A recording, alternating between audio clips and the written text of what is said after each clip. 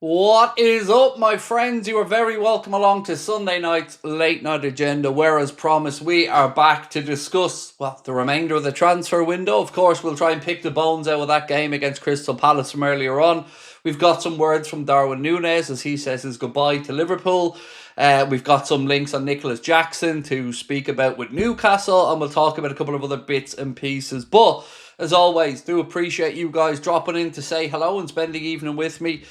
Loads for us to work through today. And look, wasn't great earlier on, but it is what it is, you know. You go through the game, you hope for no new injuries. If you can pick up the trophy, brilliant. Fair play to Crystal Palace. You know, over the course of the 90 minutes, it was a pick-em game, really. So, no bitterness from me on that one. Goes to penalty kicks. It's always a lottery, and they were better than us from the spot. So, congratulations to them, to their fans, Oliver Glasner. And, yeah, it is what it is. You know, we can only move on from it. If you're looking for a good omen, I guess, only once in the last 15 years has a team that won the Community Shield went on to win the Premier League. So if you're looking for back-to-back, maybe that's a bit of a good omen for us. But apart from that, the first 20 minutes, pretty good earlier on, but then it was back to defensive frailties and, you know, more unanswered questions. So tonight, we'll talk about what Arne can do between now and the time the window shuts. We'll talk about, do we have serious concerns, or are they just maybe pre-season jitters? I don't know, but we'll go through it all together. And, of course, appreciate you guys coming in. Right, let's start this one from Zoshim. Said, is Jackson favouring a move to Newcastle good news? Yes, of course. If Newcastle can get in, let's say, Nicholas Jackson and Johan Visa, that is a clear indication, to me anyway, Zoshim, that they're looking to sell Alexander Isak. But, you know, we've said this all the way through the window. Tonight, as you've mentioned, there have been some reports. The Telegraph, Jason Burt of the Telegraph, said Nicholas Jackson favours a move to Newcastle. Goes on to say that the forward's chances of securing the transfer are largely dependent on whether Newcastle relent and sell Isak to Liverpool. So, look, it's going to be Newcastle's decision one way or the other on Isak. But, you know, if they are shopping around, looking at options, you'd have to ask again, why are they doing it? And it's not because they want 3 centre forwards. So, for me, I do think it's good news, but ultimately, when Liverpool come back in with a bid and offer that's accepted, that's what we'll actually call good news. So for now, we heard from our captain after the game, and he believes Liverpool need an attacking reinforcement. Can't really argue with him there. Many of us feel we could probably do with a defensive one as well. Chad said, it takes a couple of games to gel, better early than late, but they definitely need backline help. Keep your head up, Craig. Thank you, sir. Yeah, look, we had some deficiencies defensively today. I think it's difficult not to discuss those and be honest about them. It was very weird. You know, I know managers have to be upbeat and, you know, they can't throw the players under a bus, but to say that we are light in that area, I don't know who Arnold was trying to convince there. We clearly are light at the back, but like I said earlier on, mate, this was never going to be a game for me that was going to determine our season one way or the other. I was just looking for relationships, positive signs, and there were some. Of course, there were some worrying moments as well. We'll talk about that. But, you know, I was pleasantly surprised at how good Ugo Ekitike looked out there.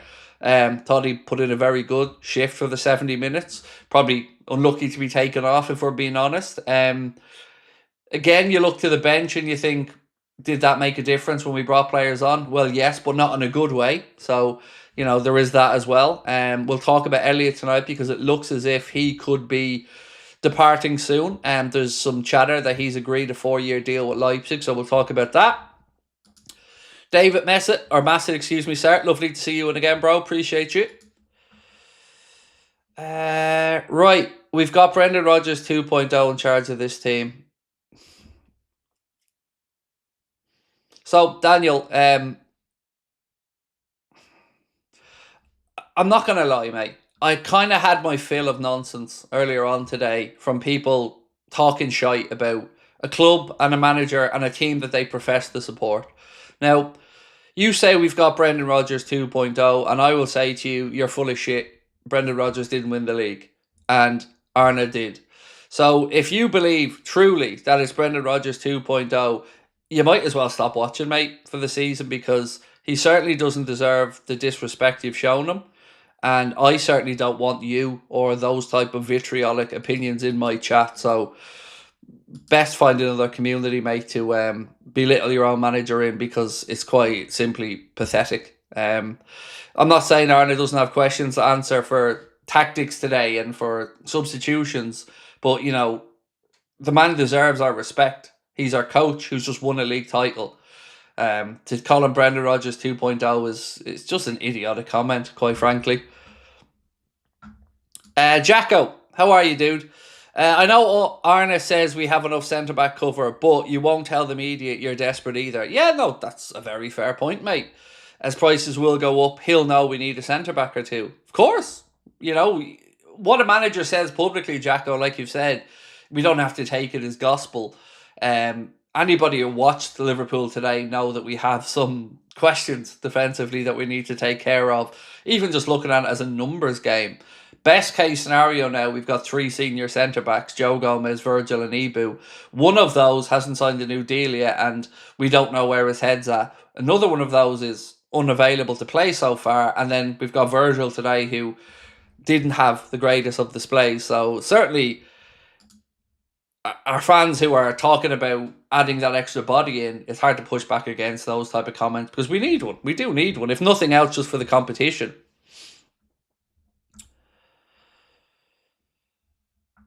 Double L Line said, someone told me we should sack Slot. I couldn't believe my ears. Imagine sacking a manager because he didn't win the Community Shield. I don't know what to say, mate. Look, I'm an emotional fella who's reactionary a lot of the time to a lot of stuff, but I just don't getting to that point, from being unhappy about a performance. I just don't getting to the point where, people are like, bye-bye, get rid of. I don't know what to say. Arne won the league last year. People say he won it with Slot's team. With Kloppo's team. Well, Kloppo didn't win it the year before with the team, did he? So, for me, I won't tolerate any disrespect. If you have critiques of a manager, by all means, geez, I've got a few that I want to get off my chest tonight. But ultimately, it's only the start of the process in the league now. And look, it wasn't the start we wanted to the campaign today. Certainly, especially after 4 minutes in, when Ugo Ekitike picks up the ball and rifles one into the bottom corner, you're thinking, all right, let's go. Let's see what we've got. But I guess if you're looking for positives, we still have time now to wake ourselves up for the start of the season proper next Friday against Bournemouth. We still have time in the market to go in there to bring in, the bodies that we need, whether that be a centre-back and an attacker, or a centre-back and attacker and maybe one more. Today made it very clear as well that we do need to beef up our options. Now, we also have to be realistic and say, right, there was no Ryan Gravenberch today. Joe Gomez was injured. No Conor Bradley today. He was injured. So there are extenuating circumstances. Then you've got other players, the likes of Harvey Elliott, who probably aren't going to be around come the start of the season. So there are circumstances, like I've said, that at least give us an understanding of why we weren't where we'd want to be. But I guess we spoke all summer about coming into the season with an expectation on your shoulders now as Liverpool players, because we've had a very impressive window with the likes of Florian Wirtz coming in, Ugo Ekitike, Frimpong, Kirkes. You got to back that up with performances, right?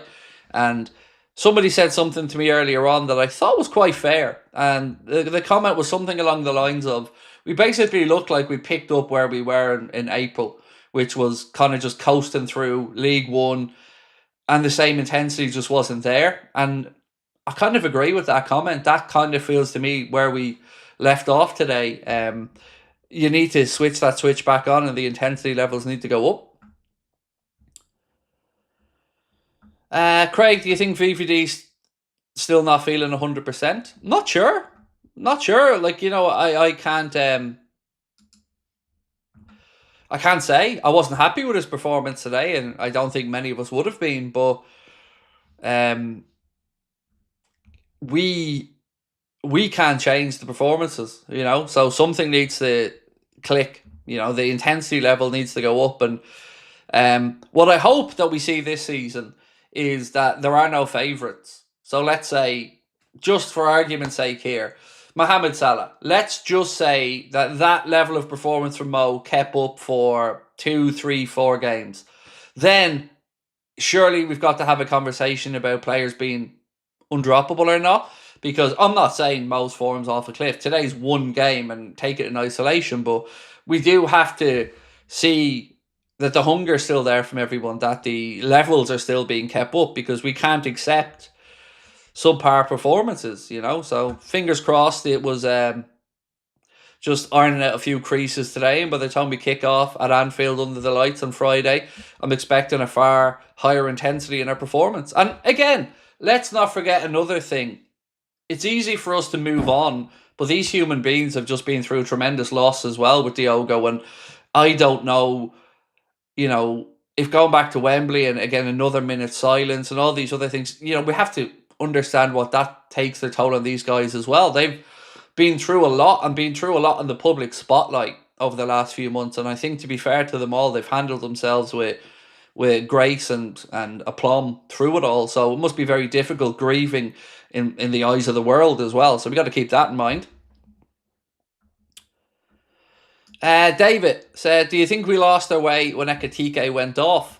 I don't know if I could pinpoint that as the moment, because truthfully I feel like we had a good opening 20 and then we kind of regressed from the game and never really, some bright sparks in the second half. But one thing I feel comfortable saying, David, is the substitutions definitely didn't benefit us today, did they? You know, it didn't add anything to the performance when they came on. Carbon said, Craig, the game was okay, but it tells us a lot about what we need to do in the coming season. We're going to need 2 strikers and 2 centre-backs, and our bench needs to improve. So some of this will happen naturally, like you've said. Ryan Gravenberch coming back in, McAllister getting back to full fitness. You know, these are things that will improve and give Arne more depth on the bench as well.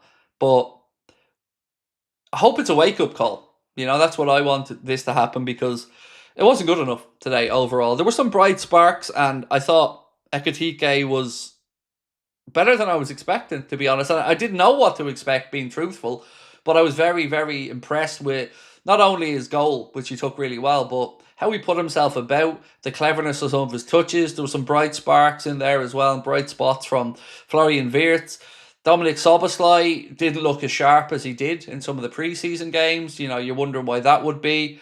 And obviously the fullbacks as well, they're going to take some time to settle into the way that we play and how the forwards move. And this is kind of leaning into what I said before about us not really having had a strong 11 together for many games in pre-season. It almost feels like they're still learning each other's movements. Yeah, I agree, by the way. I see a lot of comments in the chat about Rio Engamoa, and look, it's very fair. You know, nobody would tell me that with 10 to go there today, Rio wouldn't have given us something to, you know, at least throw at them, another look. So yeah, it's very fair point on Rio Engamoa as well.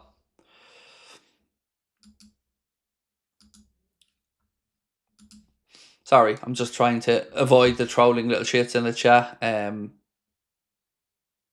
Yeah, we'll carry on. Cameron said, is it possible to get Isak and a centre-back? How could you afford it? Oh, it's absolutely possible, Cameron. If you look at what Liverpool have done, right, we're at a net spend now, depending on where you look, we think it's about 100 million. Sky have the net spend at about 94 million. But either way, far from where we'd be in any problems or wouldn't have the ability to spend. Liverpool could honestly, and I'm not trying to exaggerate this, spend another 200 million quid and it wouldn't be an issue. You know, we've recouped a lot of money, more than any other club in this summer transfer window. So for all the money we've spent, a good chunk of that's been brought back in as well. So absolutely, the ability is there financially to go out and strengthen even more. So look, I'm going to say something once and then I'm going to leave it at that. But me, my community, our club, our players, our manager, is not here to be disrespected by anybody. I've no problem putting stream behind member-only chat. I don't want to do it because, you know, it's unfair to people who aren't being arseholes. But don't ever think for 1 second we're just going to sit back and allow you to come in and be a negative influence on our community. Our community is filled full of wonderful people who it's a pleasure to be here speaking with every day. But if it gets to it, that's what's going to happen. So I would say help police each other in there. Moderators, don't put up with any shit. Chat, you deserve to be treated better as well.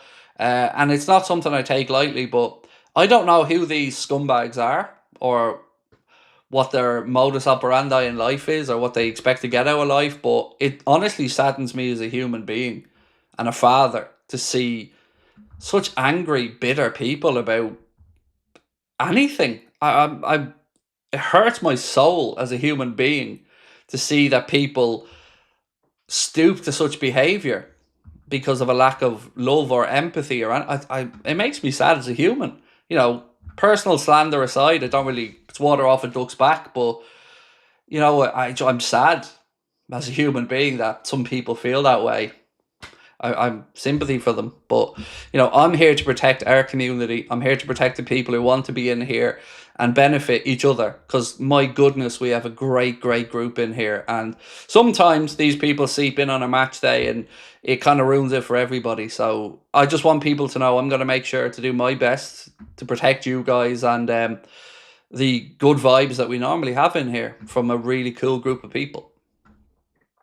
Angus said, I feel like people are slightly overreacting about the game today. Yes, we lost, but it's only the Community Shield in one game. I guess it depends where you're looking for that reaction. There's always an overreaction in football. Some people take it too far. Like, even if you watch some comments, if we're doing a normal game and Liverpool are 0-0 after half an hour, you've got some people losing their minds in the chat. So I guess it depends on where the overreaction comes from. For me, I think people are within their rights to look at that performance today and have some questions. Defensively, we weren't good enough again. Arne spoke about us not giving up many chances in pre-season or whatever, but when you're conceding 2 goals in games, whether you give up many chances or not, you're still conceding goals. So that is a concern. And look, we could see the defending today and how passive it was at times. Just wasn't good enough. So I think people are okay to be upset with it, but do I think that this is going to be the Liverpool we see in the first few weeks of the season? No, not at all. And I said all week it'd be nice to win it, but it won't be the end of the world if we don't win it. The winner today is charity, like I said, and that's what this is about, raising money for good causes. And it looked like Crystal Palace wanted it more on the pitch. For being honest about it, Virgil said doesn't like coming off twice losing at Wembley. Well, usually the only ones that can change that pattern, So go out there and play harder next time and leave it all out on the pitch, because some of that standoffish defending today it just wasn't at the level needed.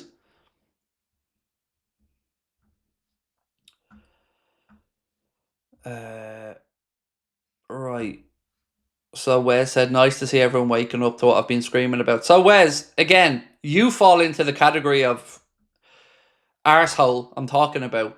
Why do you feel like you can come in and go, it's nice to see everybody else seeing what me, the genius, seen for weeks and nobody else seen? Does it make you feel good about yourself to try and belittle other people? Do you not think that everybody that supports Liverpool knows we need a defender? You're nothing clever, Wes. You're not a genius for figuring that out, mate. Every single football fan that watches this beloved football club of ours knows we need a fucking centre-back. So, stop trying to pat yourself on the back and say, oh, well done. I've spotted it and finally the rest of you are waking up to it. No, Wes. We just don't bitch and moan about it as much publicly, mate, because, we're grown people and we know that the club have it in hand and we will get the centre-back in. But every single fucking Liverpool fan on every platform, even the Echo, are writing about wanting another centre-back, Wes. So, again, you're not as clever as you perhaps think you are, fella. Paul said, hey Craig, mate, good to see you. Do you agree Isak should play on the left when we sign him? Ekitike starting as a striker. No, I don't know what to expect, whether Ekitike should play in off the left or not. For Arne to figure out, but I do agree we need the option, right? And I was really impressed with Ugo Ekitike today.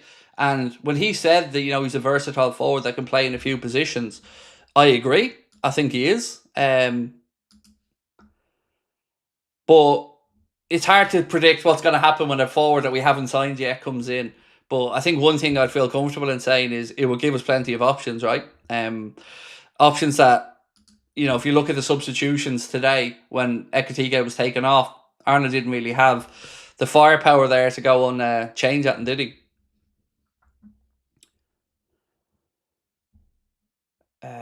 Getting rid of Kwanzaa, Diaz, Nunes without replacement is not ideal, said Johnny Rico. It's not. It's not. Sorry, I was caught with another comment. No, it's not. You're right. As fans, we're not involved in the day-to-day of the transfers. But you're right, mate. When you see somebody like Jarell Kwanzaa being sold early in the window, I think it's sensible to believe that you would think the club have a replacement lined up, because it's clear that you need to have that extra body.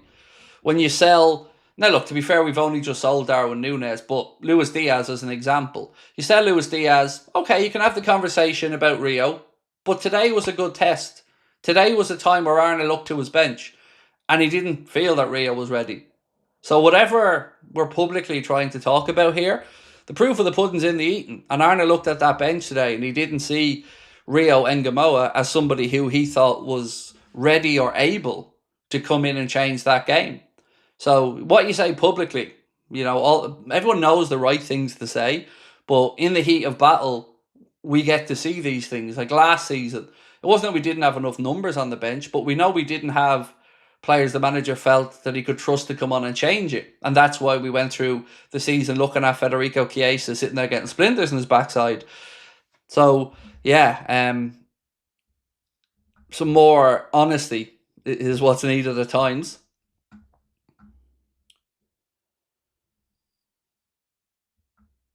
Family Day said it's not ideal, it's stupid and makes no sense. Why do we leave it too late? We've had 2 months. So it's certainly frustrating. I agree. I can't give you the answer as to why we leave it so late. The answer is probably money, because if we're looking at the centre-back situation, well, it's not like we haven't known Mark Gay might be available, or that there's a price that might get interest, or that Giovanni Leone isn't sitting over in Italy. I think everybody's perfectly within their rights to be pissed off that we haven't brought in a centre-back. The Darwin situation and the Isak one, I think, look, personally, I've probably got a little bit more patience with it, because we just sold Darwin and we know what the plan is. We know what the want is there to get Isak. But the league is starting next Friday, and, points are there to be picked up from next week. Right, let's speak, since we're talking about Darwin, he has taken time to pen a little goodbye, and this is what Darwin had to say, who scored, by the way, in his debut for Al Hilal today. He said, "Thank you, Liverpool. 3 years on, it's time to say goodbye. I'll take with me countless memories that will live with me forever. I leave with a full heart. Thanks for the love of a crowd that never let me down and always had my back, through the highs and through the lows. Liverpool will always be part of who I am. I'll miss you more than words can say. To all the staff and my teammates, thank you and all for the very best for the future." And then he, obviously in Spanish, which I'm not going to attempt to read out the same thing. So just, again, confirmation there of Darwin's goodbyes.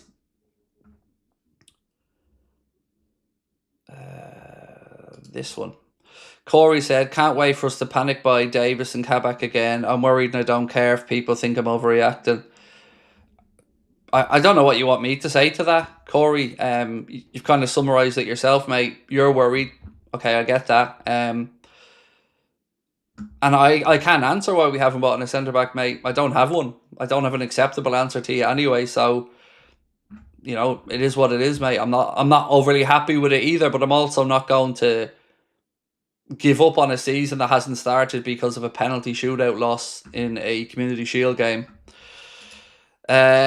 Feel like we're lacking impact subs, lots of talent gone. See, I don't know, I keep coming back to this about the talent gone and stuff. And Diaz, yes. Diaz, certainly. But if we're looking at Darwin, well, Darwin stunk to gaff up last year, let's be honest about it. So we knew that was coming. So I'm not really buying into the too much change there yet. Elliot is going to move on. And again, today came on and, showed maybe why he isn't ready just yet for a club like Liverpool week in, week out.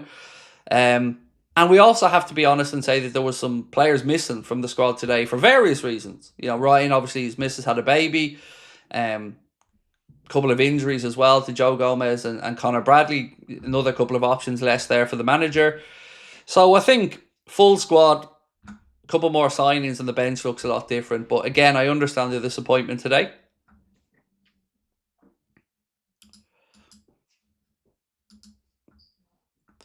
The Diaz one, look, I get it. I really do. And I'm reading some comments there in the chat as well. It's hard psychologically, right, when your manager says, well, we sold Diaz and we're as fans then all excited about young Rio and Gamoa.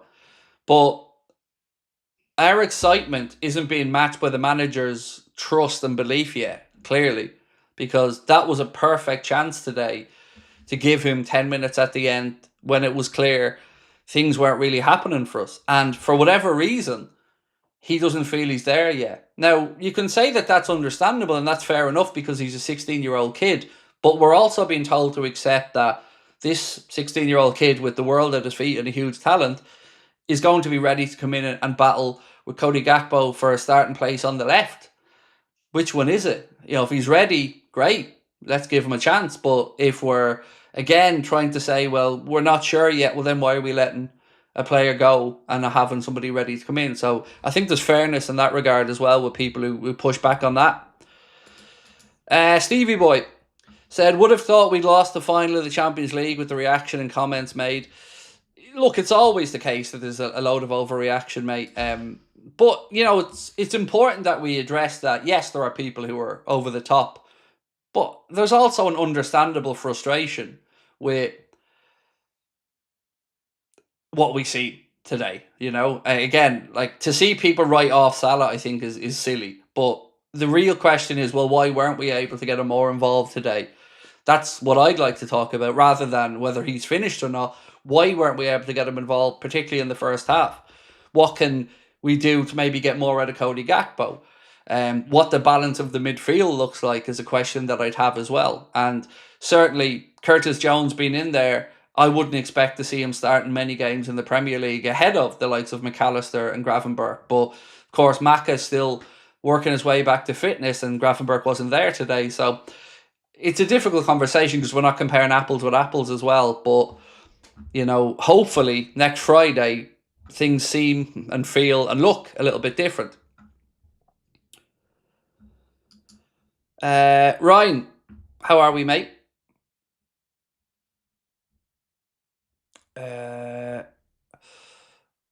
Hey Craig, hope you're well. Gravenberch was definitely a big miss today. Felt like VVD was a bit leggy and Szoboszlai gave away too many balls. It was very weird performance. Just hope Mo isn't getting into his own head with pens. So I've spoken to a couple of people today and I think everybody agrees with my thought process, at least that I've spoken with, of he was trying to prove a point to himself with that penalty today. That the one he missed last week, that he was going to do it again and he was going to score it. And that worried me because either way, going high is risky as a penalty. And last week, missing the penalty in the preseason friendly, there was nothing at stake. But today, whether you view this as a big trophy or no trophy, it's a competitive game in front of a packed Wembley. And I always find it very difficult when a player doesn't at least make the goalkeeper work in a penalty shootout. Some of the penalties today were shocking. Shocking. Like Elliott's was terrible. Salah's was... I actually couldn't believe he did the same thing again. I think they're fair questions to ask. Like, it felt like he was trying to put right the wrong from the penalty last week, but it was another shocking penalty. Itachi said, maybe members only during watch-alongs. Yeah, it's always a last resort that I don't like getting to, but yeah. So Ranko said, Grav didn't have the baby, his wife did, he could have played. So, mate, let me tell you this. I don't know if you're a father or not, bro, and I'm not trying to speak down to you or anything, but for me, I can say to you, mate, if it was me in Ryan's position and today was a Community Shield game, I'd have been with my missus. I can say that to you without any hesitation. If it was a league game, Champions League game, maybe very differently, but these are big moments in our lives as human beings, and he became a father again. So for me, I have no problem with him wanting to be with his missus and the baby. So it's just my take on it for what it's worth.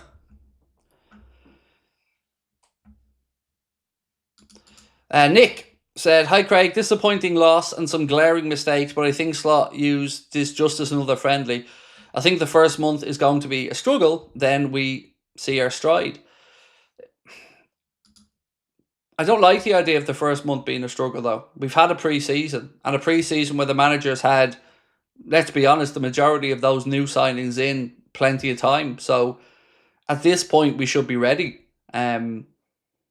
Granted, about what you said about it maybe looking at it as a friendly, that's a fair point, but I think we should be sharper than we were today. I think that's a fair, not demand, but it's a fair critique from our fans. Roy, where are we? How are you, Roy? Said, sell Harvey, Doak, Beck, Chimicus and Chiesa by Isak, Baleba and Wharton, and a centre-back, 260 million. Total net spend somewhere be 240. I can't see a world where Palace sell Wharton in this window, Roy.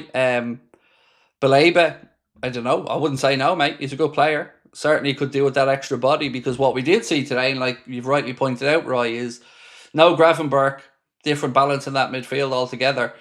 And it's all very well and good, Arna, saying players can play in these positions. You know, Jones can play as a number 6 or Gravenberch can play as a centre-back, but that's not their trade. That's not where they play week in and week out. So I kind of don't like that excuse from the manager either. And today we see no Gravenberch, and that balance of that midfield looked very different. VVD got to stop with the social distance and defending. It does my bicky in as well, mate. It does. I'm all for,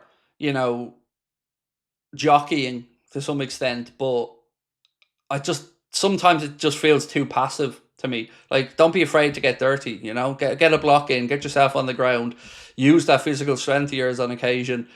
So I get where you're coming from.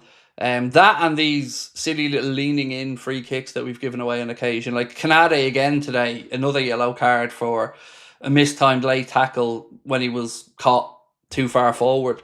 These are things that we need to find solutions to. Stephen said Crystal Palace took the game much more seriously, kept his top players on, meanwhile Slot took out Ekitike and Wirtz early on. So honestly, I don't really have any problem with if a manager does look at this game as a pre-season game, but I also understand people saying winning's a habit and it's a good mentality to get into. So I'm not really going to lose my shit either way with today. It's certainly not going to make me feel any more or less optimistic for the season, but it definitely does reiterate to me the need for a centre-back quickly, because we don't even know what Canade's long-term situation is going to be. We don't know if he's staying. We don't know if, we still don't know that answer. So you've got an uncertain centre-back, a Virgil who looked out of sorts today, and an injured Joe Gomez. That's not a recipe for 2 games a week for an entire season, is it? So it's trying to strike the balance between realistic critiquing and people maybe going a little bit too far. But look, let's talk some numbers today. So let's talk about Mohamed Salah. And again, this is one game in isolation, but Community Shield stats, goals scored none, shots 1. The one that really stood out for me when I looked at this was duel success rate, 0 of 6. Now, whether this is a friendly or not, to not win a single battle out there in 6 duels, that's not good enough. It doesn't matter whether you're an 18-year-old kid or a 33-year-old superstar. Losing every single duel you took part in out there on a football pitch is not acceptable. That's not good enough. Dribble success rate, 0 of 1, and a passing accuracy of 65%. So they're not statistics that are going to fill anybody full of hope. So he needs to improve on them. And I hope that Arna doesn't play favourites this season. Nobody should be undroppable. Nobody. If you aren't performing, the manager has to hold you to account. So let's wait and see if he does that over the course of the season. And again, not trying to say in any way that Mo is anything other than having a bad day at the office, but to me, he should have been taken off the pitch with the numbers there, because it was not a good performance. And once again, it feels like he won't get taken off or held to account for a poor performance.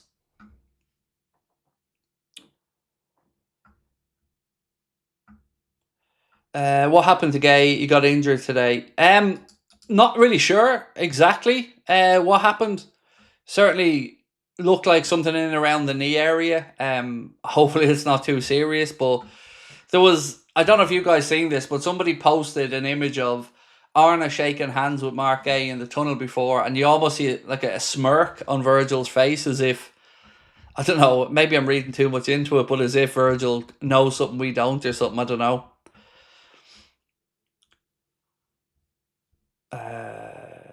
Aaron said, love Ali, but he's so shaky in pens. Thoughts? Look, tough one on penalties, right? Because everything is stacked in favour of the penalty takers. As a former keeper, you know, I don't really go into a penalty shootout expecting my keeper to be the difference, although you want your keeper to stand up. I was more annoyed today, Aaron, by the state of the penalties we took rather than the ones that, you know, maybe Henderson saved for them. The confidence level stepping up to take them penalties didn't look great at all. But I don't know, I've never really given much thought to Alisson Becker and penalty shootouts, so I don't know, maybe I'm not thinking logically on it, but certainly wasn't something that stuck in my mind. If we get Isak, him and Ugo could be fire. Battle for that starting 11. So, right, let's just play a game here for a minute, folks. If Liverpool did tomorrow sign Alexander Isak, and we're going into a game in, okay, let's say, we're playing Arsenal, right, in a few weeks' time, end of the month. Who are you playing in the front three? Hand on heart, right now, we've signed Isak, and we're playing Arsenal. Who are you putting in the front three? Because for me, I have to say, at this moment in time, if Isak was fit, I'd be putting Ekitike on the left. I'd be putting Isak through the middle and Salah on the right, but, you know, with a warning as well, the performance levels need to be up. But I'd certainly be pushing with Ekitike over Gakpo based off what I've seen today from both of them. So for me, I'd be putting Gakpo onto the bench and pushing Ekitike to the left. Ekitike, Isak, Salah for Christopher. Same for Billy, Ekitike, Isak, Salah. S4T, Ekitike left, Isak middle, Salah right. Yeah, I think a lot of, I think good. I think we're all on the same page. Well, most of us are on the same page with that one. And again, that's not to knock Cody. I like Cody Gakpo, but he seemed one-dimensional at times today.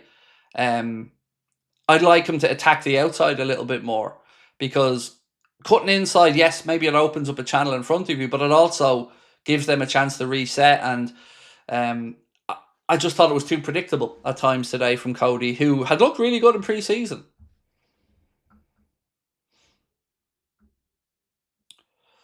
Kevin Faulkner said they played like they didn't want to get injured. I think in a game and Soboslai played out of position, I would have played Trey. Love the channel, bro. Thank you, Kevin. Yeah, actually, I forgot. You know what? I'll be honest with you, Kevin. I forgot about Trey today altogether. It's a good show. The Endo substitution really was one that confused me, I have to say. Elliot coming on, I can understand, but I didn't really get the substitution to bring Endo on. I didn't get that one. Why not give Trey or Rio a chance? Yeah. Especially knowing how, like, imagine the confidence young Rio would have taken today if he had came on their last 10 and grabbed himself a goal or an assist after the start against Athletic Club Bilbao. I think it would have really just cemented his growing reputation. Can we do a sign Isak poll? Certainly can, my friend. 1 second. So, 1 sec, dude.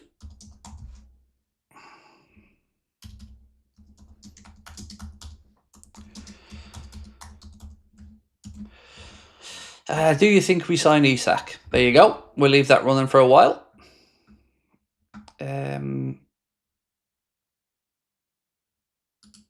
This one from Rain. Thank you, sir. Appreciate you. Thank you, sir. John Said Mo sold if he plays like that the entire season. Oh, look, if that form today carries on for weeks and months, there will be no argument for me about people calling for him to be bench, mate. I just think today it's one game and everybody can have a bad day at the office, you know. And also, our attack is changing, so everything around him is changing as well. We have to keep that in mind. But yeah, if that form carried on for a prolonged period, you know, I think people would be within their rights to be asking what's going on there. Ryan said, well-deserved Crystal Palace, but positives, there were signs of eliteness I haven't seen in years. The future is so bright. Wirtz, Hugo and the boys need to gel. Give them time. They'll blow you all away. I think you're right. There were definitely moments and patterns there today that made me kind of go, wow, you know, really good movement between the lines. We spoke about unpicking a low block, and it didn't take 4 minutes today for Ugo Ekitike to find a way to unpick a low block. And Florian Wirtz had some good connection play with him as well. So, yeah, I get what you're saying. And look, the more we play together, the more these guys get used to each other's movements and stuff, you know, the better it will become. That's definitely a very fair point, Ryan. A poll would be, what's more important, centre-back or attacker? I can absolutely do one for you, mate. I'm going to hazard a guess to say it'll be about 80% to say centre-back, because we've ran similar ones, but just remind me, LLJ in a little while, bro, and happy to do it for you. I'm excited for the season. We looked brilliant going forward. Arna will make some adjustments in the back. Craig, did Arna name the vice captain yet? Not that I'm aware of. Well, no. I never understood the kind of secrecy around that either, mate, to be honest with you. But not that I'm aware of yet.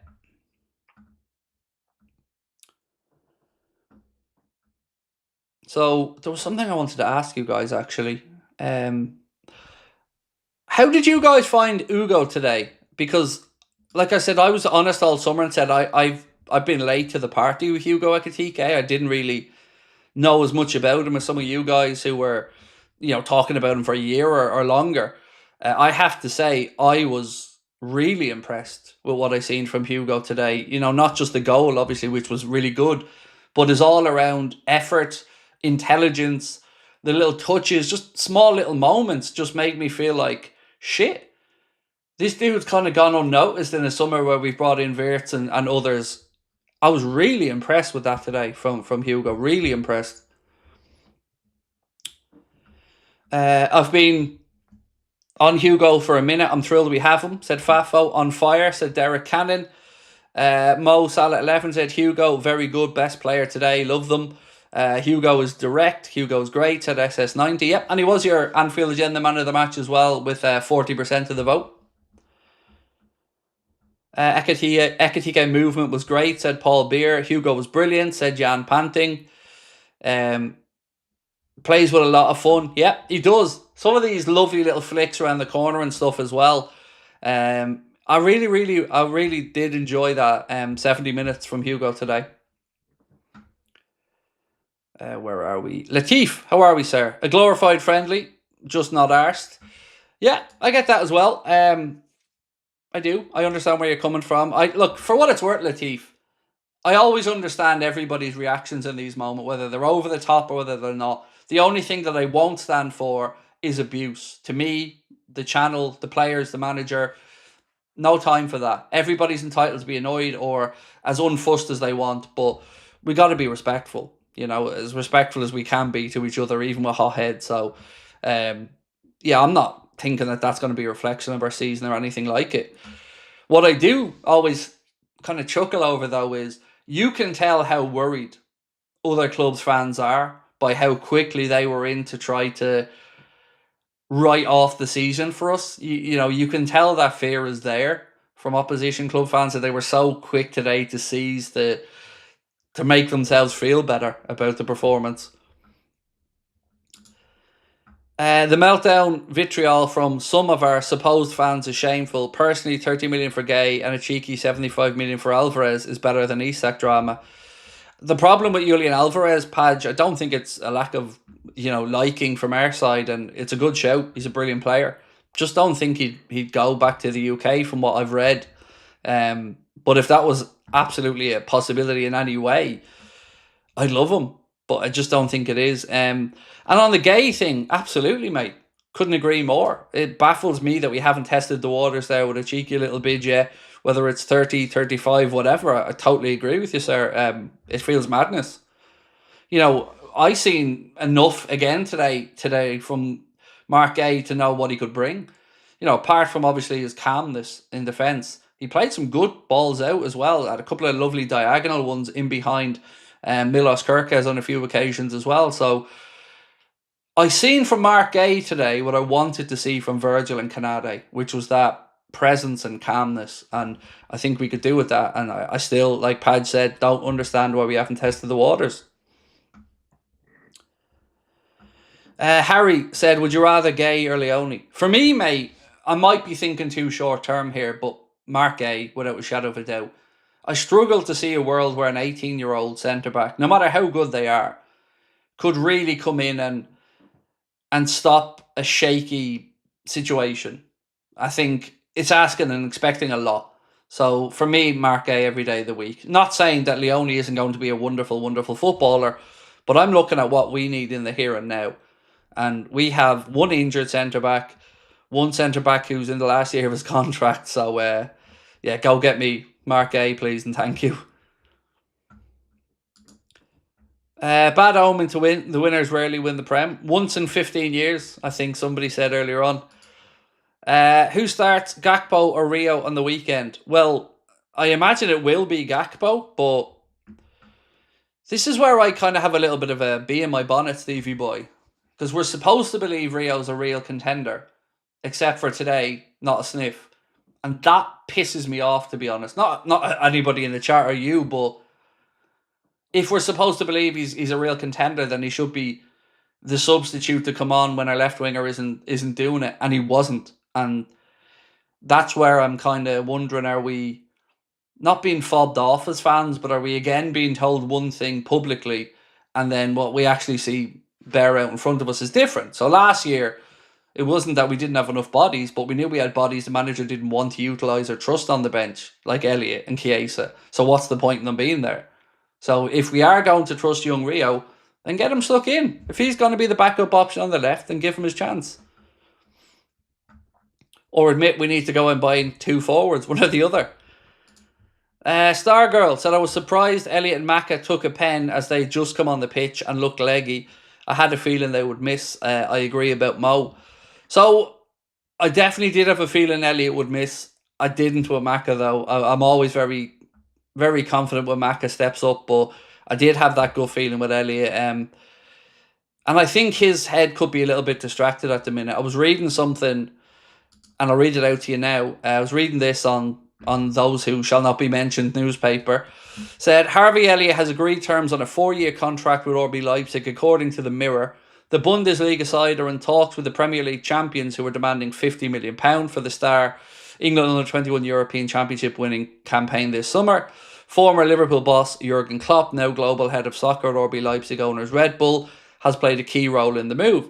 The development means Spurs still searching for a replacement for knee injury victim James Maddison, which is a very fucking weird sentence for journalists to write, knee injury victim. Must act quickly if they're to beat Leipzig to his signature. So if Elliott's agreed the terms with Leipzig, then it's going to come down to whether the two clubs can agree a fee. So I feel like maybe Harvey's head wasn't there today, which is understandable if he's, looking at a potential move away.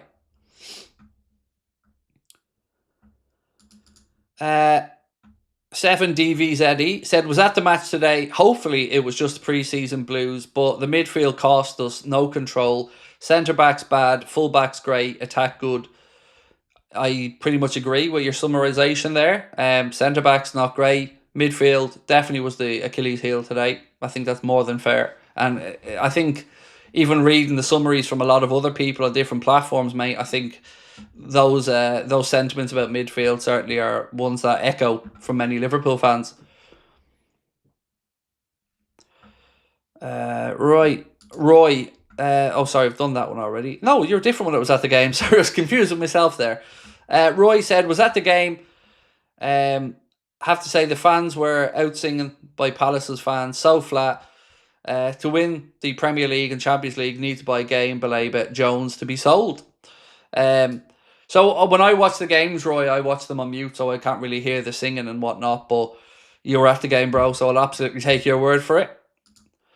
Itachi said Mo needs somebody who could compete on the right wing. Definitely. Like, in any walk of life, in any job, somebody who knows that they're untouchable, we all know he will hold high ethical standards, but, having that pressure of somebody competing for your spot, certainly not a bad thing in a squad. So I agree on that front. But, who can really compete with him? It's one thing us saying it, which is fair enough, but who is that guy going to be?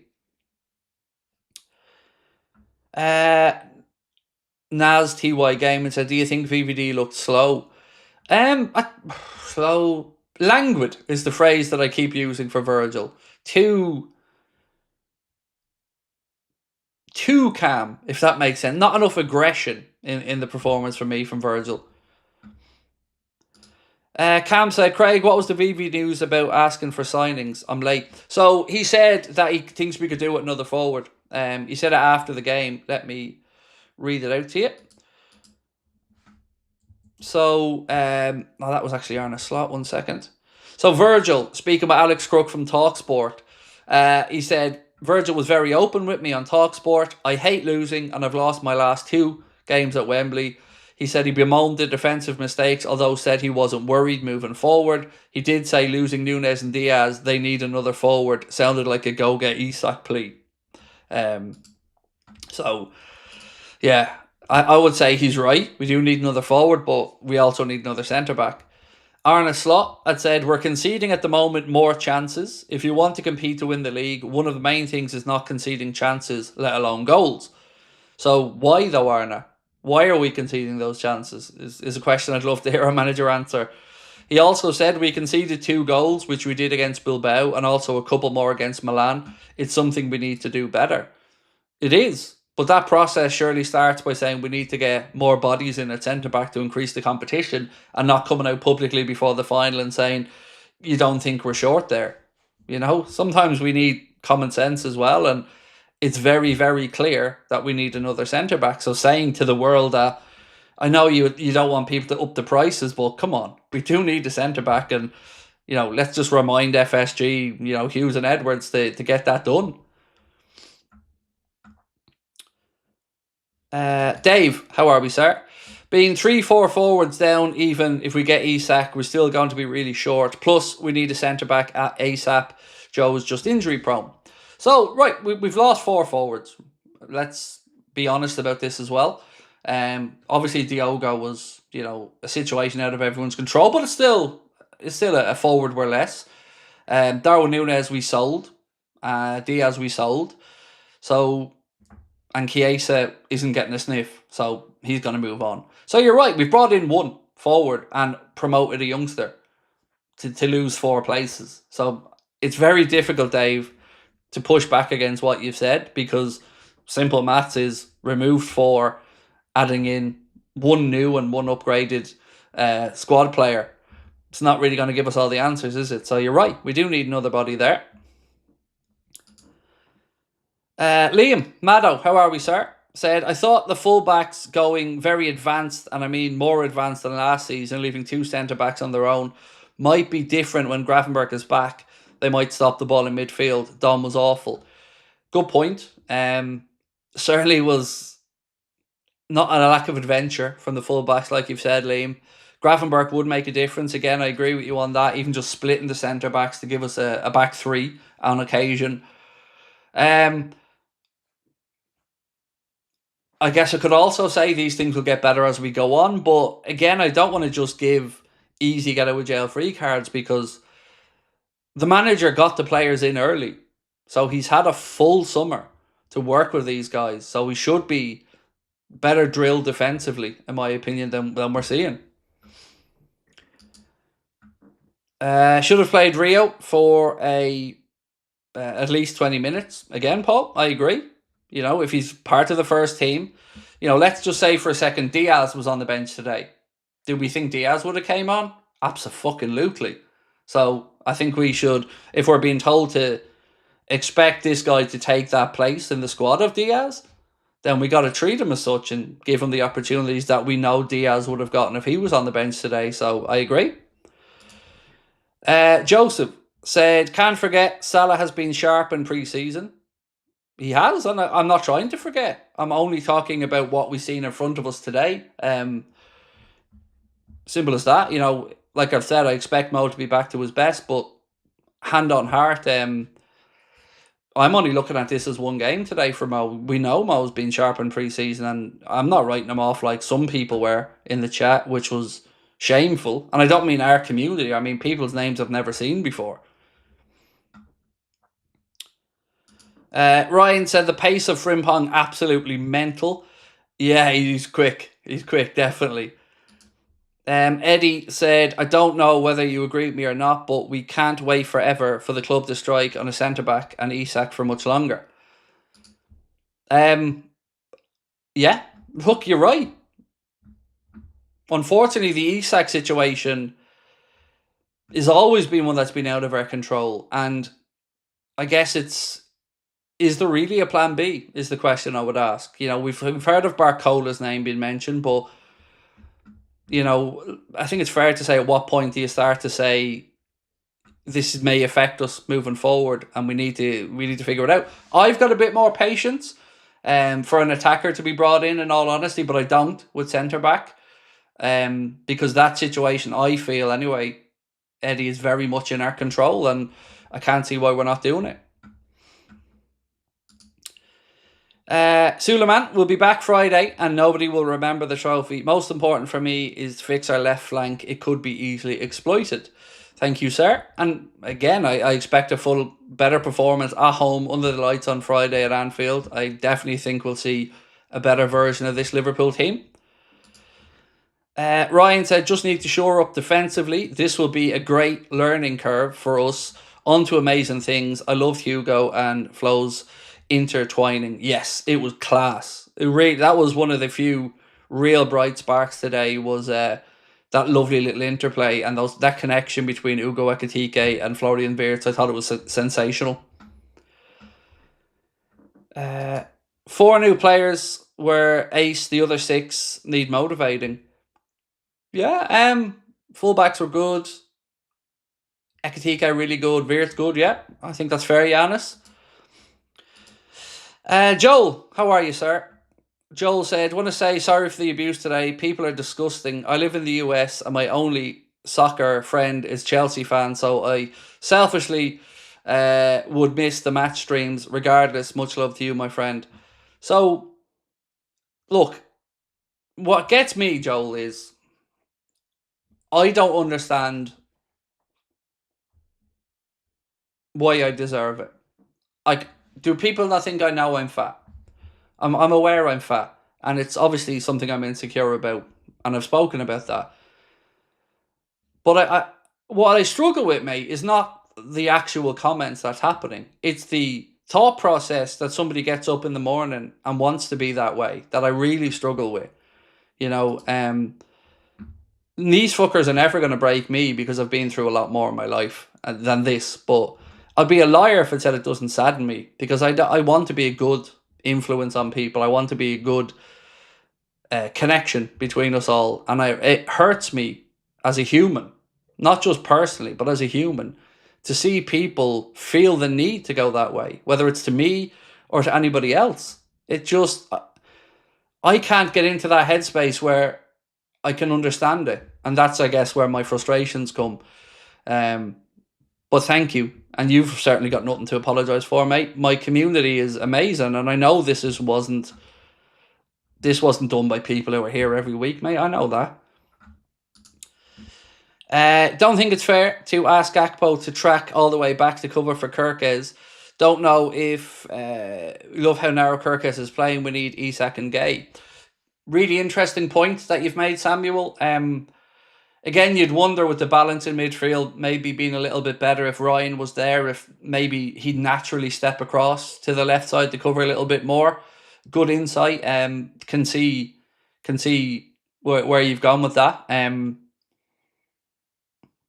Yeah, and like somebody said a while ago as well, we were certainly very, very, very, very attacking in the fullback positions and very advanced up the field. So I can only assume that what you've said there will be corrected when we find the balance in midfield, and whether that is Gravenberch stepping back across or whoever is naturally playing left side midfield helping out a little bit more.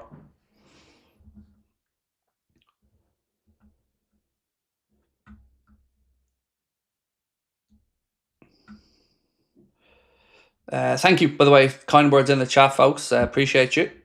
So Ryan said, you must watch some Leone clips. Tackles well and has a good eye for a pass. Plays beyond his ears. Would love to get him. And Gay. Yeah, I definitely should. I haven't really had much of a chance to properly look at him. If I'm being really honest with you, it's because in my mind, I just can't see it happening. I can't see him coming in and really being ready for now at 18 years of age. It's just something I genuinely struggle to comprehend. Even if he was English and used to English football, I'd struggle to see an 18-year-old be dropped in and be trusted to play in a Champions League game or whatnot. But I do trust the process, but I've just got to say I would 100% prefer Gay at this point because I know what I'd be getting there.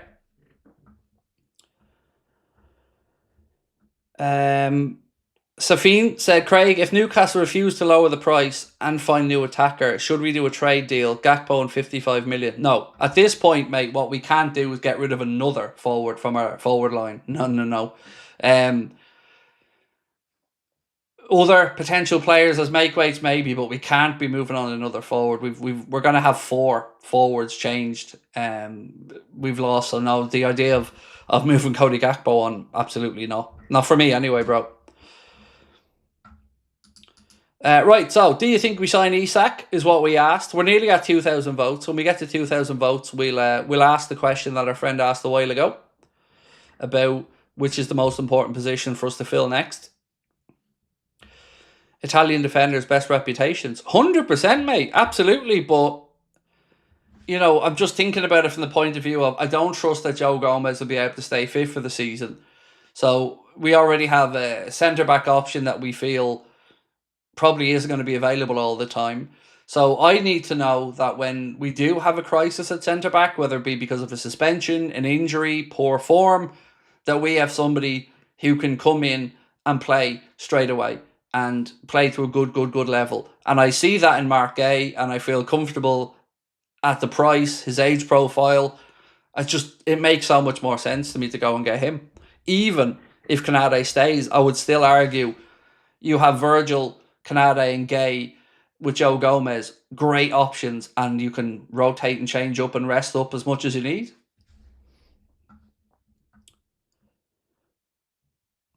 Craig, Liverpool should sign you to fix up our defence. You do a better job than Canade and Virgil. I don't know about that, mate. Maybe a better job of blocking off some players, but no. Yeah, we'll leave that to the professionals. Thank you.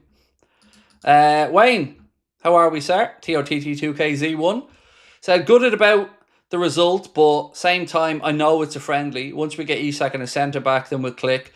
People moaning today is silly. We'll win on Friday. Celebrating today is forgotten. Definitely. Look, I've been around long enough doing this to see some overreactions from pre-season friendlies and some underreactions from pre-season friendlies. I'm not thinking this is going to be a reflection of our season, but it does concern me that we weren't a bit sharper than we were today on occasion. Shane, thank you, bro. Appreciate you. Harry, Gakpo was best forward in pre-season, one bad game. Look, I think you're spot on about him being brilliant in pre-season. Even the reports from when we were training over in Japan and Hong Kong, reading the reports of the journalists that were over there covering it, were, you know, both saying how good he looked and how good Darwin looked. Both of them in pre-season were looking incredible. And like, you're right, mate, it is one bad game. And it's important that we don't overreact to that. But it's a jumping off point, I think, Harry, for the season, you know.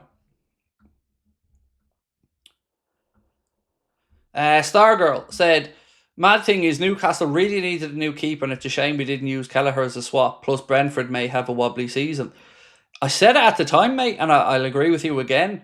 I will never understand why Newcastle didn't take a look at Caoimhín Kelleher, because he's better than Aaron Ramsdale and he was very achievable for them, and I think would have been a great fit. So I really feel like they messed up by not looking at him. Nimrod Hurwitz, how are we, sir? Am I the only one who's concerned about the fact that we haven't looked good for ages? Haven't enjoyed our football in the second half of the last season as well. I think this year will be Arna's real test. No, I don't think you're the only one. I think somebody earlier on made a good point to say, this was like watching us picking back up again from April, where the intensity just wasn't there, and we felt like the hard work was done. So, no, I think you've made a very fair point. I just think it's hard to be critical when it's not a really competitive game, or overly critical. If we were talking about this, mate, after Friday when we played Bournemouth, I'd certainly have a different perspective on it. Then yes, I would have those concerns. But today, I don't know, maybe naively, at the back of my mind, I'm thinking, our players still treating this as a pre-season? Gravenberch wasn't there. I'm still maybe making some mental allowances, even just another minute silence and acknowledgement of Diogo's passing before the game. That must have been a difficult emotional state for the players as well, who've been under the microscope the whole summer after that tragedy. So certainly a lot of moving parts there, but I get where you're coming from.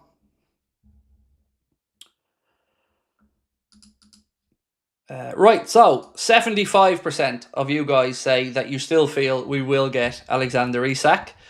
Let's ask the which position's more important one that somebody wants me to ask. So, which position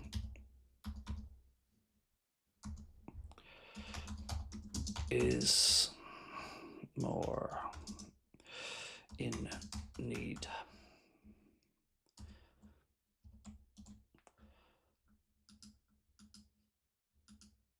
So,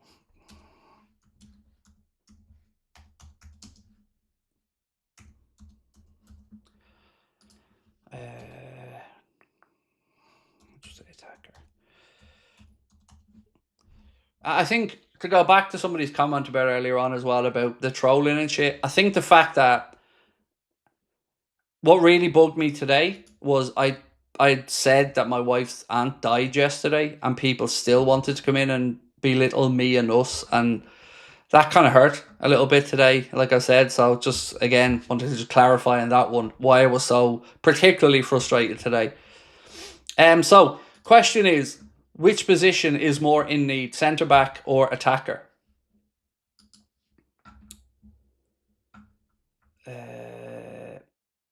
This one from Jordan. Palace are expecting to lose two big players this summer. Do you think we could do a double swoop for Gay and Wharton before Arsenal put their finger out for Eze? I mean, I'd like to say yes, but I've just not seen anything to suggest there's going to be a defensive midfield reinforcement. Even looking in the media and the links, there hasn't really been much publicly out there about a central midfielder coming in. But also would like Arna to explain who the cover is in that position for the season, because we know Gravenberch can't play every single game.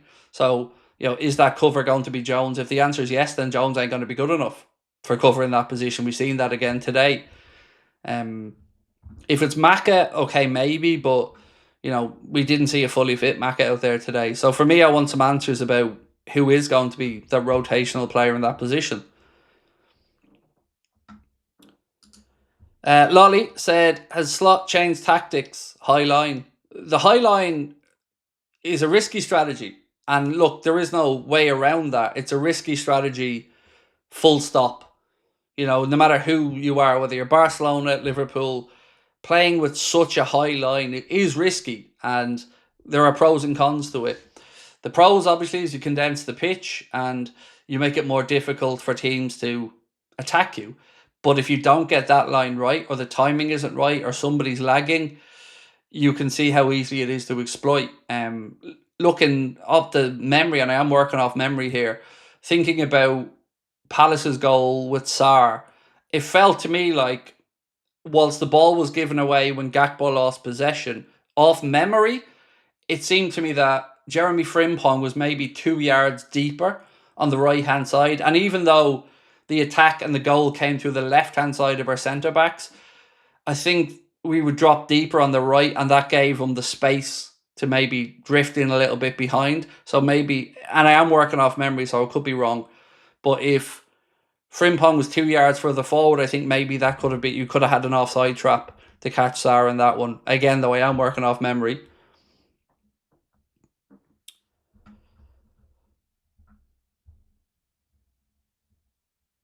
Where are we at? Paul, how are we? The bullies are loud but very small minority, Craig. You're genuine, empathetic, and more great qualities that are rare nowadays. Thank you, sir. And the community love you for that. 340k subs for a reason. Mate, the community isn't ever what I'm moaning about. Because I love my community and I know what good people they are, because I get the pleasure of chatting with you guys day in and day out. I just feel bad for everybody when it happens, because none of us win, you know? The community doesn't win, I don't win, nobody wins when these horrible little shits come in to spread their misery. And I'm not talking about football banter, by the way, because Jesus, I love a bit of football banter, you know? I love people coming in and bantering about form or managers or seasons. That's all absolutely fine. But thank you again, Paul, for your kindness. Appreciate you. Danny said defense needs work, but our midfield and attack, wow. Yeah, the ceiling for that attack and midfield is really high. And the link-up play there, again, from Wirtz. I kept saying it during the game. He's like he plays the game a second ahead of everybody else. It truly is nuts to watch. You know, he just gets the ball and he already knows where it's going and what he's doing with it. And today, for me, it was a really, really, really pleasant surprise to see that link up with him and Ugo already. Now, we know they've been training as a two in attack. Aaron has been speaking about that as well. But you could see it. And certainly lots of positive attributes for the future. So, excuse my stupidity. I don't understand this, mate. And I'm really... apologies if I'm a boomer and I don't get this. Firstly, thank you. But I don't know what that means.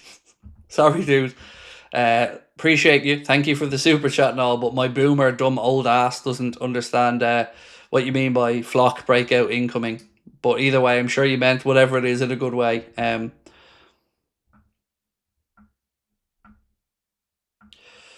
Loisos said the abuse she got terrible, mates, when I'm not on social media. Too many keyboard warriors. Yep. And the thing is, like, because I wear my heart on my sleeve and I'm an emotional person, the other downside of that emotional side is that, you know, it gets to me as well. So, you know, there's all the whoo and the happy stuff, but the downside of that is, yeah, the frustration can creep in as well.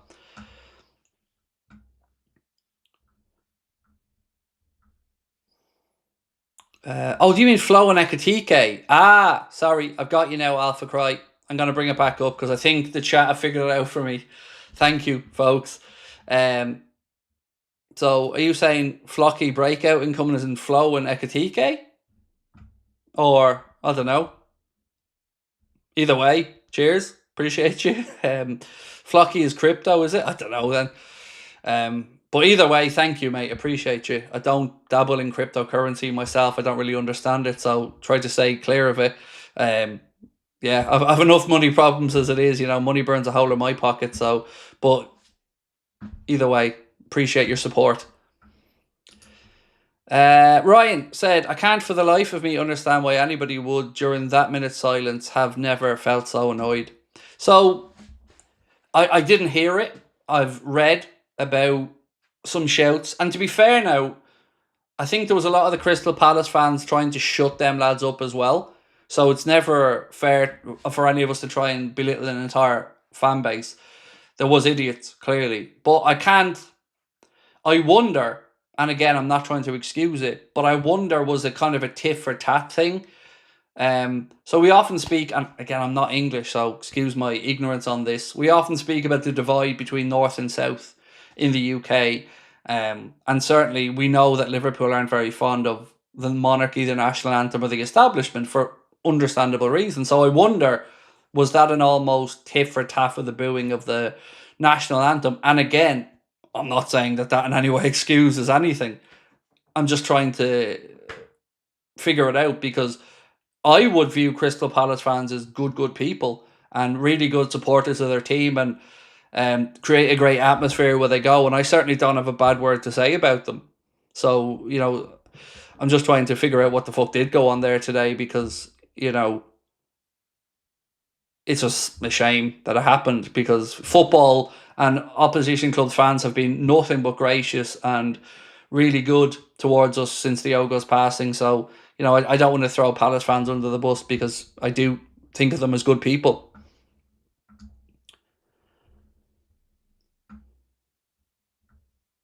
Charlie said, a lot of Palace fans around me were shouting at the person, shouting, shut up. Yeah, exactly. That's... I've heard a lot of that, mate. Like you said, that most of the ones were telling them to shut up. And again, that's what I'm saying. I don't have any bad feelings or disrespect towards Palace or their fans at all.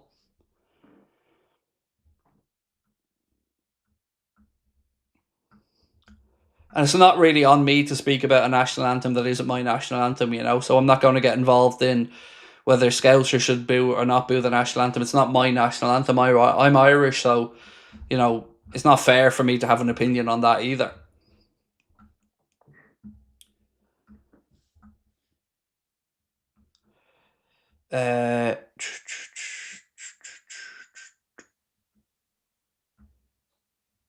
Charlie said, shameful for us. Once again, was no excuse. All the Palace people around me respected it and felt sick after it happened. Like I said, for me, Palace fans are good football fans. So, I'm rooting for them as well for their Court of Arbitration for Sport case tomorrow. I spoke about this throughout the summer. I think Crystal Palace deserved their spot in the Europa League. They were worthy winners of the FA Cup. And I like Oliver Glasner and the way he goes about his business. So I certainly hope they get a positive outcome tomorrow in that hearing with the Court of Arbitration for Sport.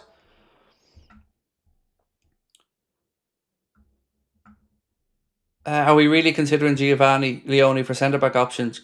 Apparently, according to reports, yes. There's been a lot from the last day or two. I mean, I was looking at one here from Romano last night, and he said Parma still hope to keep Giovanni Leone for one more season and maybe sell him in 2026, but interest from Liverpool has been growing in recent days. I do know as well that there was an agreement that he would likely go to Inter Milan. So, look, if I was him at 18, hand on heart, I'd be staying in Italy at this point. If I was in his shoes, I'd be staying there and starting to play with Inter Milan, with a manager who, played you at Parma, has moved to Milan and would back you. So I would understand 100% if he stayed in Italy. Let's talk about Costas here for a minute, actually. Jack Lusby said that Costas was obviously not with the squad today at Wembley.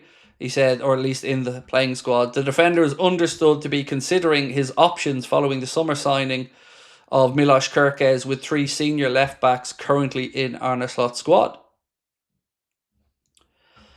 Coldman said, Craig, mate, do you think Salah is more affected than the others by Jota? His head doesn't seem in the right place. Hard to answer, but it's certainly not out of the realms of possibility. Each person deals with grief and loss in a very different way. Some people like to keep busy and stay focused. Others like time to reflect and mourn. So, without knowing Mohamed Salah, I don't know the answer to the question, but it's certainly not impossible. Liam said, Craig, our atmosphere is awful, mate. I go to the games but never went today. Tourism has its perks, but it's downside to it.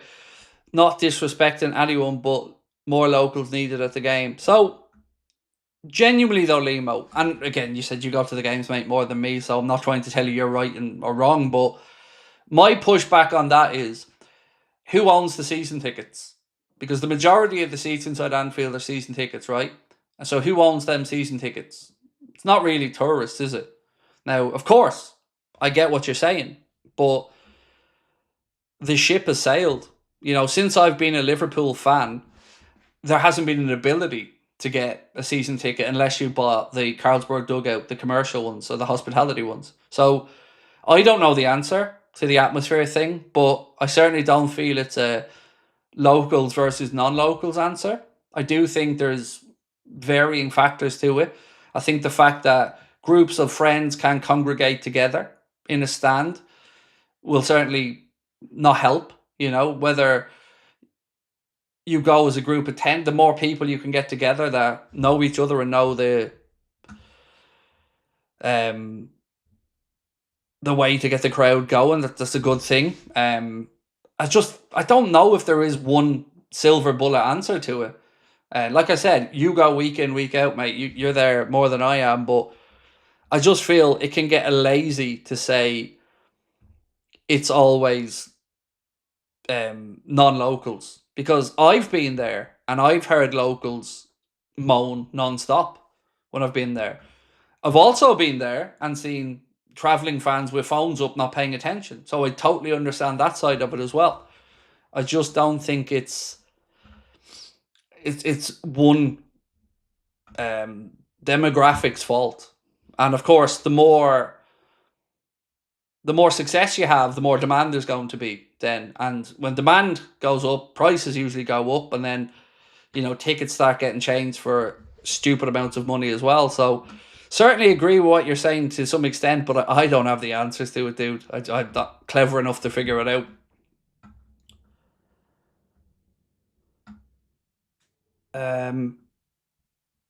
Thank you, Tim. Appreciate your kind words, mate, in the chat. Alfie said, Craig, are you still confident on the Isak transfer? Are you starting to be worried? No. Like I've said, if Newcastle get a striker in, I expect an offer to go in quickly from us. Because if we aren't going to make a move for Isak, then we're just wasting time in the window now where, we have time to go out there to try and bring somebody in. But it does look like tonight there is some potential leaning towards Newcastle from Jackson. Jason Burt of the Telegraph said Nicholas Jackson favours a move to Newcastle should he leave Chelsea during this transfer window.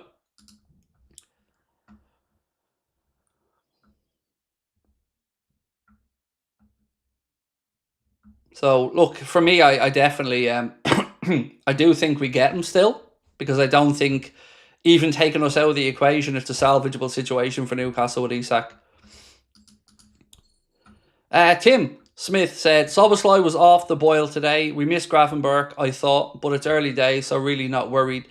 We'll take some games to get to know as a team. I agree. So just to get back to Limo's comment again, one thing, Liam, and I don't know, mate, as somebody who goes to the games, maybe you'd have a bit of feedback on this, but I've always wondered, could you not have season tickets that aren't for a specific seat? And what I mean by that is, I would dare to say, let's say on the Kop, as an example, that between everybody on that stand, there are pockets of people that probably know each other. Some might be dotted over here, some might be dotted over there, but from going to the game week in, week out, or season after season, or drinking together in the pubs or whatever, they know each other. So I've often wondered, would an unreserved section make more sense, where you've got the right amount of seats and season ticket holders, but perhaps groups can then congregate together in the area? Like let's say you've got 10,000 season tickets in this area, you don't get seat number blah, blah, blah, blah, but you get an area, and then people can maybe congregate together and louder people can, form these pockets around that area. I don't know. It's just something I'd often wondered about.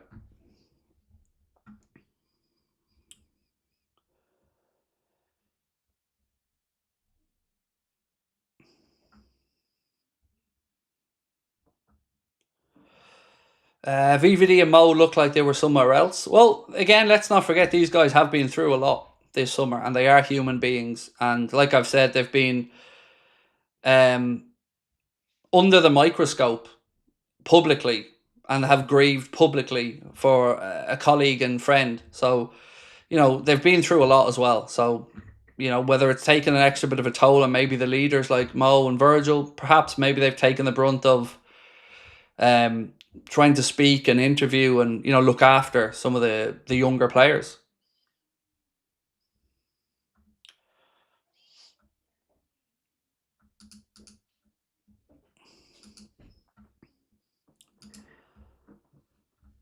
Carbon said Eze would be great fit into Liverpool, especially coming off the bench.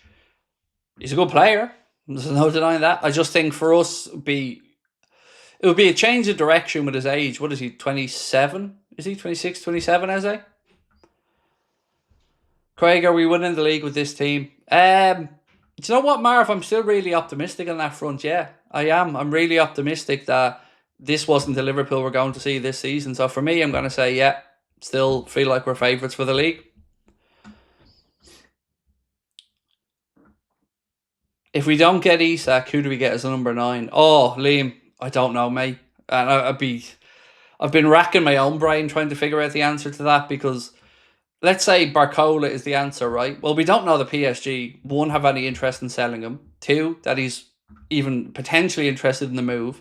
So it does feel like if it isn't Isak, there's a risk that it might be nobody. And if it's nobody, then shit, we're in trouble.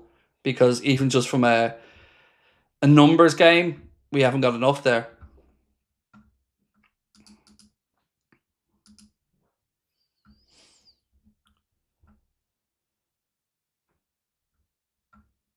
Do you think Mo will have the same season as the last one? No, but to be fair, I never expected him to because of the burden maybe being taken off from. So last year, I think the stat was something like 52, 53% of our goals Mo contributed to be a goal or assist.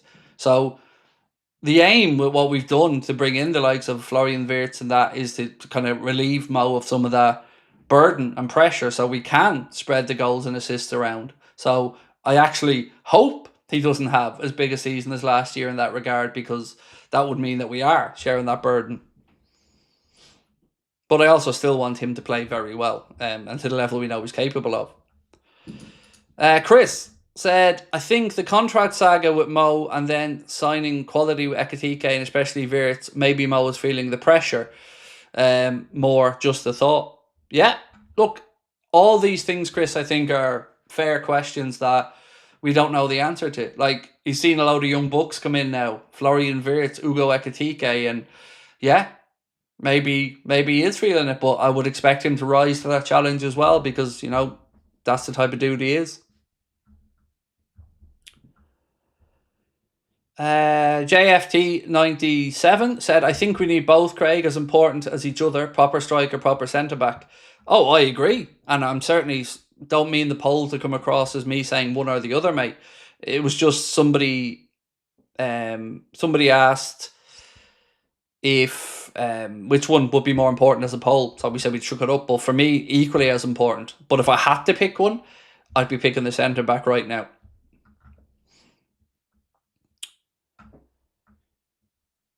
Who will be our top goal scorer this season, said Gary. Well, remind me of that one tomorrow, Gary. We'll have a bit more time, mate, and we'll do a poll on that for you tomorrow. Good question. I almost feel like there's too much change in the squad. So I've thought about this all summer, and my answer would be I don't think so, because the spine of that team is still the same. And the areas that we're talking about changing are areas that we all agreed last year we needed change in. So left back, we all wanted a new left back, right? Striker, we all wanted a new striker. Now, granted, left-hand side is up for debate. You know, a lot of people would have been happy for Diaz to stay. So I do get that position. Right back, well, that was changed. That was taken out of our hands when Trent decided he wanted to move. So then we had to find an alternative and a replacement there, and Frimpong came in. So I'm not at the point where I think there's too much change. Because the guts of the team is still there. The Allison, the Virgils, the Mo, you know, the midfield. I see enough of the same people to think we just haven't gelled yet, maybe.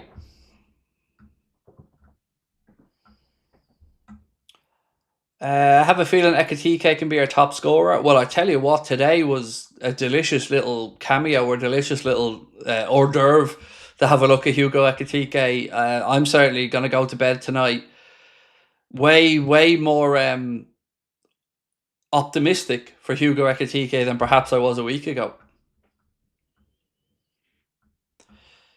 I heard you say that, mate, but we can't go into the season with them both or one short. Oh, I totally agree, sir. I totally agree with you. It is Certainly in the centre back one, I can't really make a defence as to why we haven't got one yet. Especially when, like, we lost Darwin this week, right? So, okay, whatever about Isak, you can say that's just happened. But we sold Jarell Kwanzaa early doors in this window and have had all summer to replace him and haven't. So I can't for the life of me figure that one out. So here's a quick one, right? Because we do have a poll running, but I just want your thoughts on this. If I said to you right now, numerically, how many more players do we need in? Assuming Elliott moves on, how many more players do we need in before you feel like we have enough? Would I be right to say most people would say a centre back, a forward, and a CDM, so 3, or a centre back, maybe 2 centre backs and a forward? I'm probably at 3 players, thinking would be ideal. 2 is what I expect, but I would prefer 3.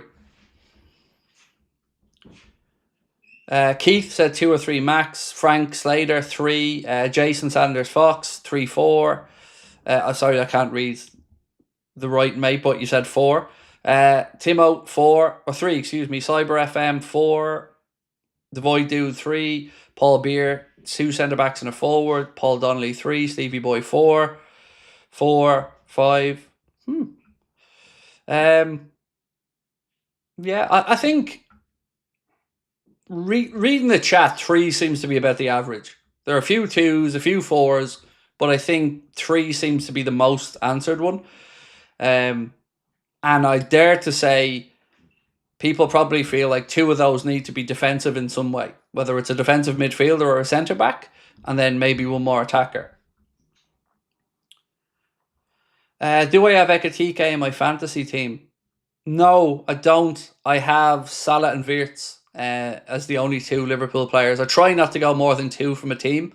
So I went Salah and Wirtz, but I may be having a little revisit of that after his performance today. I might be fucking around tonight on the FPL app and changing that around a bit. Brian Atkinson, a top class DM would take so much pressure off the defence. Yeah, it's a good shout. And also, like we said before, nothing wrong with increased competition. I'm not saying anybody should be taking Ryan Gravenberg's spot, but there's nothing wrong with competition for places. It lifts the levels all around.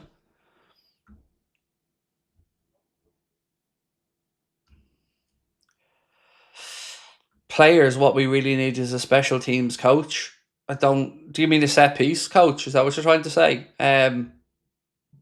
No harm having one. Defending our set pieces is more worrying for me than our offensive set pieces. I think we're okay in that regard, but I'm always a bit nervy when we're defending them.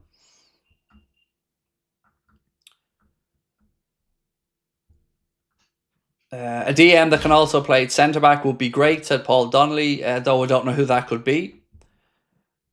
Is Wirtz defence a cause for concern? Not for me, no. I mean, Tom, I guess it depends on what you're expecting, right? So for me, when I think of him defending, I more think of it being defending from the front with the press and closing down players. Maybe you're speaking about tracking back, in which case I probably haven't watched enough of him in a Liverpool shirt to give you a fair answer on that. But certainly I'm expecting us to try to win the ball quicker when we lose it and higher up the pitch. I know it sounds simple, but winning the ball higher up the pitch means you've less distance to cover to get to the opponent's goal. So, the quicker you can do that and the higher up the pitch you can force those turnovers, the more likely you are to create chances. Zach KM said, if I was Liverpool, I wouldn't make any more sales. We've lost a lot of talent in Diaz, Nunes, Kwanzaa. I think we need to spend on some cheaper options to increase the talent in our squad depth.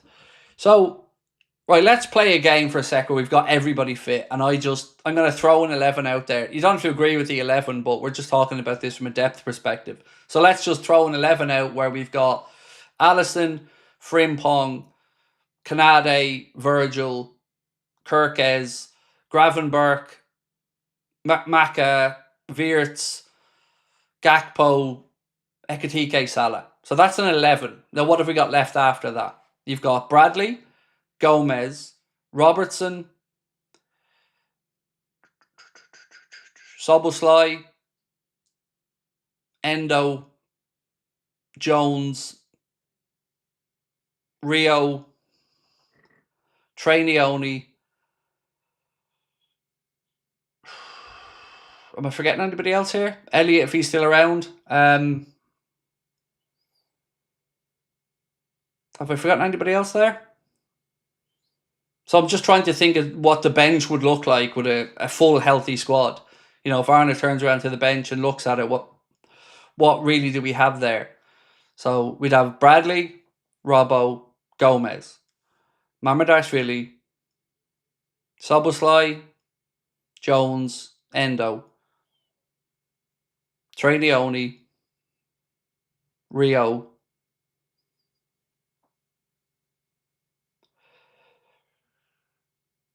That's probably about it, is it? So it's probably still a little bit light of game changers, maybe. Certainly in the centre back one, we're missing one. Costas, yeah, but he's probably got to move on. So yeah, I was just trying to think best case scenario with a full bench, what those options would look like. Doak is a shout as well. But again, is Doak somebody that the manager feels he can use? You know, we don't want players on the bench that we have a repeat of last season where Arna turns around, looks at the bench, sees Chiesa, sees Elliott and just does no interest in playing them.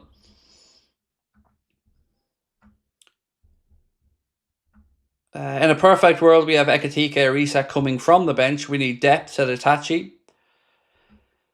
Badger Tits, said Dave. Yeah, unfortunately, he hasn't had the pre-season, though, so that's a tough one for him.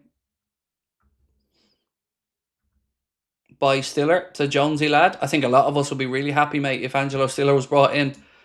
Itachi said Rio should get a fair chance to battle with Coley. Yeah, that's why I was kind of frustrated today that the manager didn't feel he could give Rio a run out there.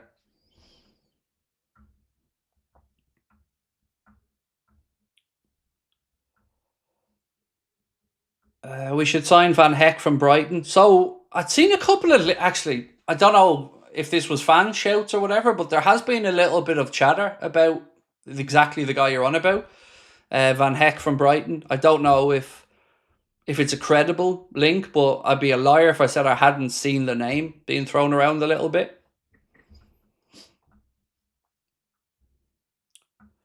Christopher said this was always going to be a difficult season for Slot to back up last season's success. Yeah, but that's the pressure that comes with the job, you know. You're Liverpool Football Club manager.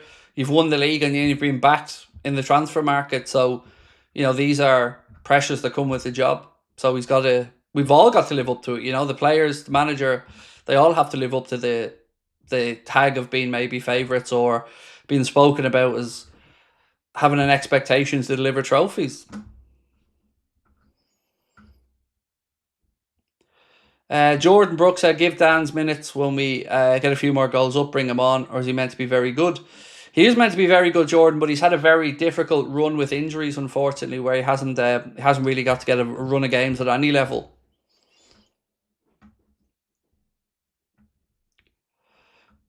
Better still, sign Brighton scouting department. Yeah, I mean, God, I'd love us to go after Belay, but that'd be a fantastic bit of business. But Angelo Stiller would certainly feel like a more realistic one price-wise, although isn't he coming back from a knee injury or something himself? Right, ladies and gents, I'm going to go get ready for the transfer update that I'm about to record, the late night one. Stuff starts to come out in the next few minutes or so. So give me 15-20 minutes and I should have something up for you with hopefully an update or two around Isak or the centre-back search. So thank you for dropping in tonight again. And to those of you who were with me earlier on, appreciate your continued support. If you can, do drop a like for me on the stream before you head off. And don't forget to hit that subscribe button as well. Same time, same place tomorrow. We'll be back, video at about 4:30, 4:45, stream tomorrow night. And then, of course, we'll have a late night video tomorrow as well. Have a good one, folks.